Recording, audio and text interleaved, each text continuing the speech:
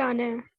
अच्छा चलो कोई बात नहीं, अब हमने इसने रिकॉर्डिंग शुरू कर दी है। पहले आज का लेक्चर करना है, फिर मुझे बता देना नोट्स कहाँ से रह गए, ठीक है? फिर नोट्स तो क्योंकि रिकॉर्ड नहीं करने होते ना, अभी तो हम सिर्फ लेक्चर रिकॉर्ड कर रहे हैं, पहले करा देते हैं, फिर मैं नोट्स लिखवा दूंगी, ठीक है? Okay ma'am. Okay, importance of delegation में सबसे पहला है effective management.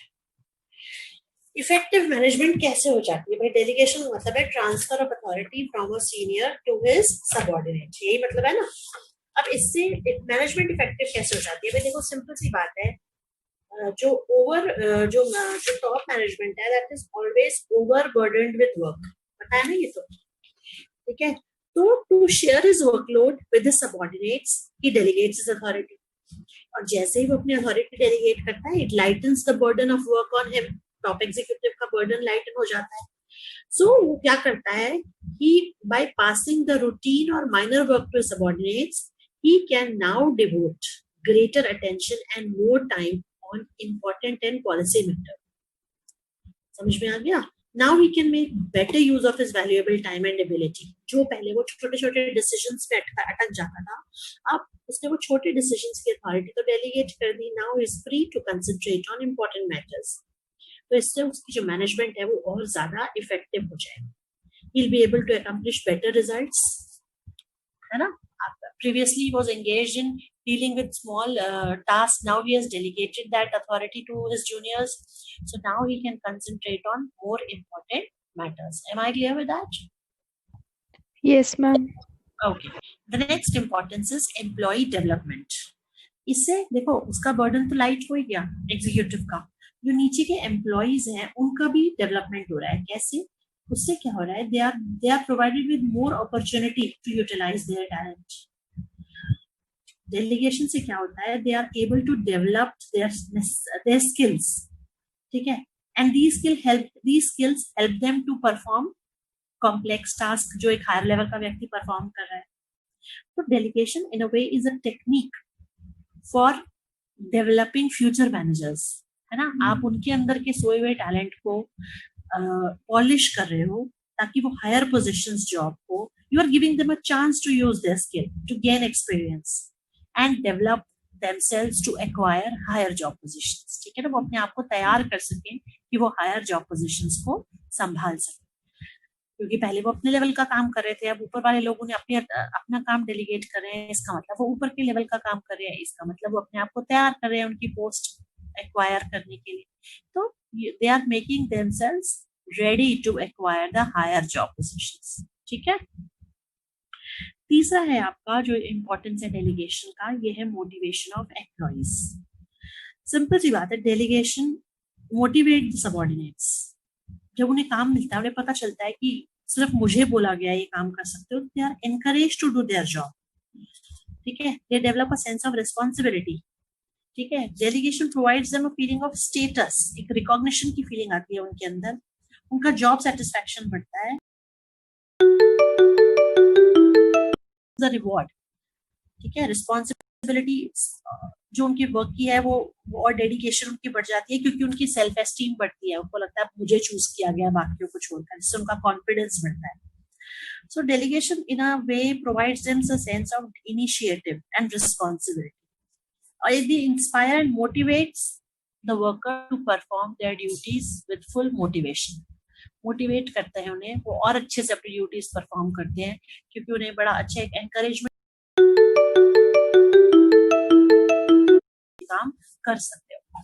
So now they are more dedicated and sincere toward their job, ठीक है? नेक्स्ट है फैसिलिटेशन ऑफ ग्रोथ।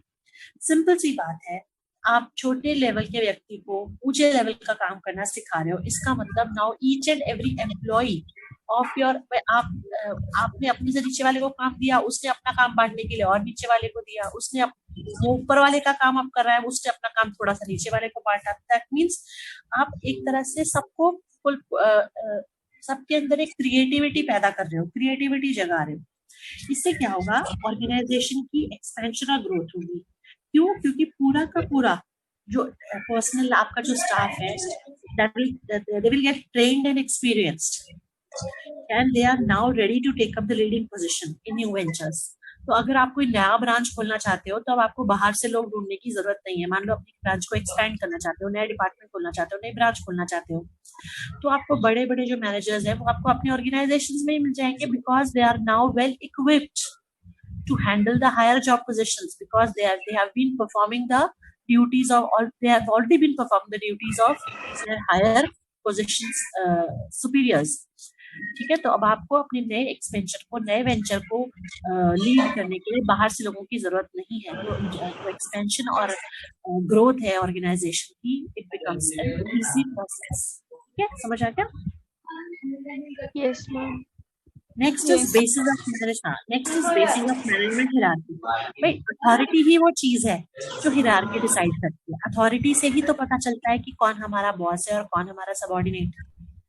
अगर अथॉरिटी ना होती तो हम सब एक लेवल पर होते, फिर कोई किसी का बॉस ही ना होता और कोई किसी की बात मानता ही नहीं, क्योंकि authority is the only tool which helps people to make to make others people work for him.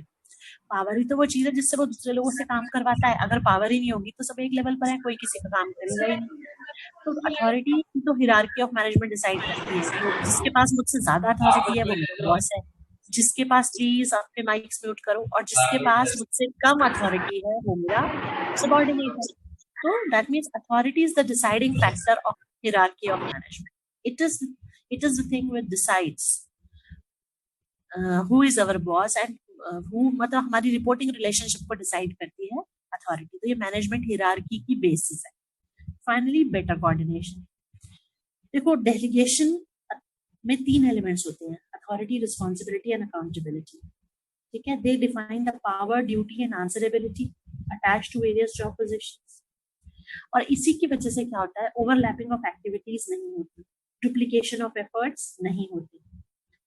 ठीक है, इससे क्या होता है, हमारे अंदर का जो कोऑर्डिनेशन है, we help to achieve better coordination among various departments, various levels and various functions of management. हमने अपना जॉब, हमें क्या करना है और क्या हमने दूसरे को डेलीगेट करना है, वो हमने क्लियरली डिफाइन कर दिया। तो there won't be any confusion, there won't be any duplication of efforts, which leads to coordination among the departments, intra-department as well as inter-department coordination. ठीक है भाई, am I clear? Yes, ma'am. am I clear with the delegation part? Delegation समझ में आ गया? अब फिर से देखो, मैं आपको एक बार और वो तीनों एलिमेंट्स बता देती हूँ आज के, फिर we'll be left with या चलो पहले डिसेंट्रलाइजेशन खत्म कर लेते हैं, तो उसके बाद we'll be over with this chapter. ठीक है, ये चैप्टर खत्म हो जाएगा। अब हम आते हैं, हमारे पास एक ही टॉपिक बचा है इस चैप्टर में, डिसेंट्रलाइजेशन। उसके लिए हमें एक कंसेप्ट पढ़ना पड़ेगा, सेंट्रलाइजेशन एंड डिसेंट्रलाइजेशन। देखो भी हमने फिर क्विक रिकैप लेते हैं इसका इंपॉर्टेंस का। पहला इंपॉर्टेंस था मैनेजमेंट इफेक्टिव होती है क्योंकि now they can concentrate on important matters. दूसरा है एम्प्लॉय डेवलपमेंट होती है because they are handling higher job positions, job work of higher job position, it motivates the employee, उनके अंदर सेंस ऑफ बिलोंगिंगनेस आती है। ग्रोथ होती है फैसिलिटेट, क्योंकि नया डिपार्टमेंट, नया अगर आपको एक ब्रांच खोलते हो तो आपके पास ऑलरेडी वर्कफोर्स रेडी है उसके लिए। ये बेसिस ऑफ मैनेजमेंट हिरार्की है, इसी से पता चलता है कि कौन मेरा बॉस है। जिसके पास ज्यादा अथॉरिटी वो मेरा बॉस, जिसके पास मुझसे कम अथॉरिटी वो मेरा सबऑर्डिनेट। It helps to achieve coordination among the employees. ठीक है, समझ में आ गया? अब आ जाते हैं हम सेंट्रलाइजेशन एंड डिसेंट्रलाइजेशन। सेंट्रलाइजेशन मैंने आपको बताया था कि when the authority is concentrated, decision making authority, when it is concentrated in the hands of top level management, the organization is said to be centralized. ठीक है, and decentralization means systematic delegation of authority throughout all the levels.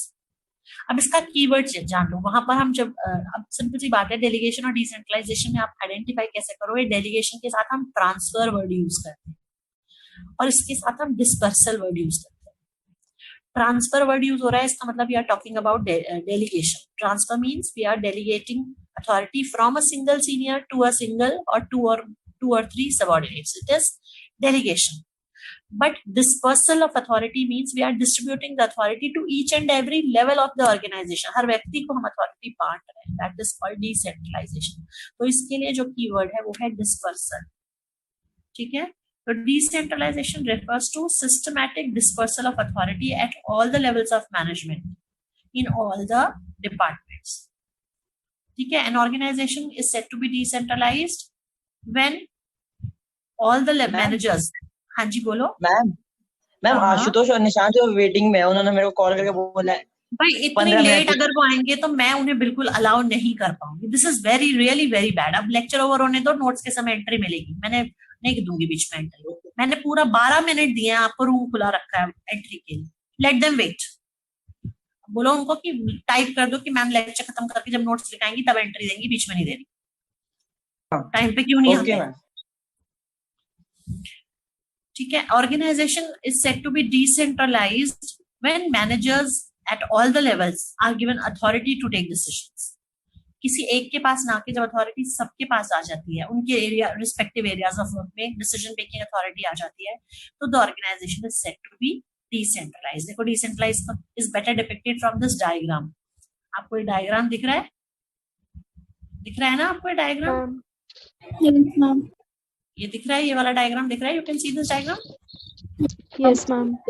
हाँ, इससे क्या होता है, ये देखो पहले एक व्यक्ति के पास अथॉरिटी थी, उसने नीचे दी, फिर उसने और नीचे दी, मतलब सबको दे दी गई अथॉरिटी, हर लेवल पे अथॉरिटी दे दी गई. जब यानी कि अथॉरिटी जब 1 से 2 या 3 के पास जाती है तो वो डेलीगेशन होती है, लेकिन जब सबके पास चली जाती है तो वो हो जाती है डिसेंट्रलाइजेशन. ठीक है, it becomes decentralisation. Authority decentralise हो जाती है. अब इसी तरह से इंपॉर्टेंस की इसकी बात करें, वैसे तो इसकी इंपॉर्टेंस में आप सिंपली डिसेंट्रलाइजेशन की इंपॉर्टेंस डेलीगेशन की इंपॉर्टेंस भी लिख सकते हो. ठीक है, इसमें डेलीगेशन की इंपॉर्टेंस भी आप आराम से लिख सकते हो, लेकिन फिर भी इसकी हम वो कर देते हैं. पहला है develops initiative among subordinates. Simple सी बात है, डिसेंट्रलाइजेशन से लोअर लेवल मैनेजर के अंदर डिसीजन मेकिंग पावर आ जाती है, which is good for the enterprise. उन्हें हर तरह के solutions मिल जाते हैं. वो प्रॉब्लम जो फेस करते हैं उनका कॉन्फिडेंस बढ़ता है, सेल्फ रिलायंस बढ़ता है. ये पॉइंट हम देखो वहां भी डिस्कस कर चुके हैं. ठीक है. दूसरा है development of quick decision making. Let's say quick decision making है दूसरा. इससे क्या होता है कि आपको अप्रूवल लेने की जरूरत नहीं है ऊपर वाले लेवल से. ठीक है, और आपकी इंफॉर्मेशन डिस्टॉर्टेड भी नहीं होती. अब आपको बार बार ऊपर वालों से छोटे मोटे डिसीजंस के लिए अपने बॉस से पूछने की जरूरत नहीं है, तो डिसीजन मेकिंग प्रोसेस थोड़ा फास्ट हो जाता है. तीसरा है आपका relief to top management. Top management को थोड़ा अब उनका बर्डन कम हो जाता है, क्योंकि अब आपके पास अथॉरिटी है and they have given you authority to prescribe within your limits. तो इससे रिलीफ मिल जाता है and they have more time to concentrate on more important policy matters. इससे ऑर्गेनाइजेशन की एफिशिएंसी बढ़ती है.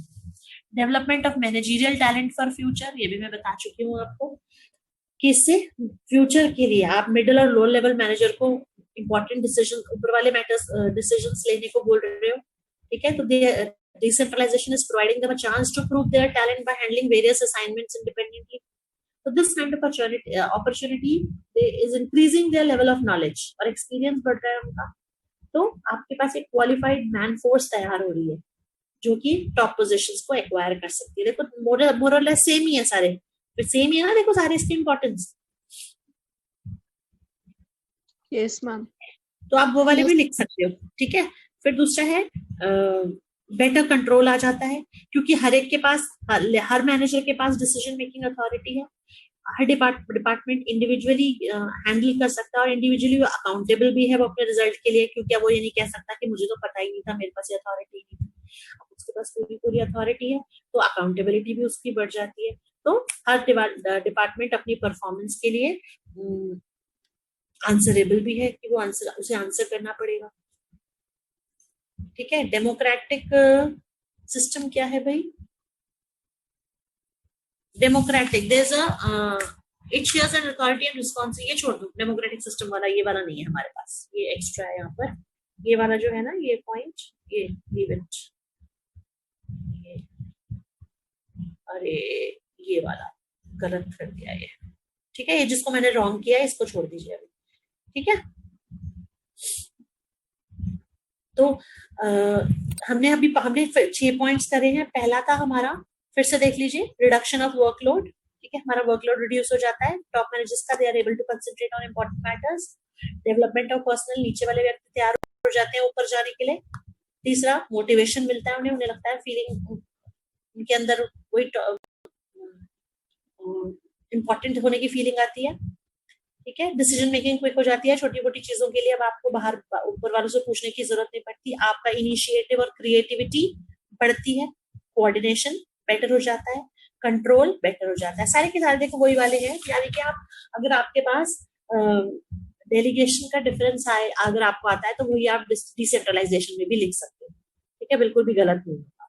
Now let us come on the difference, last topic of this chapter, difference between delegation and decentralization.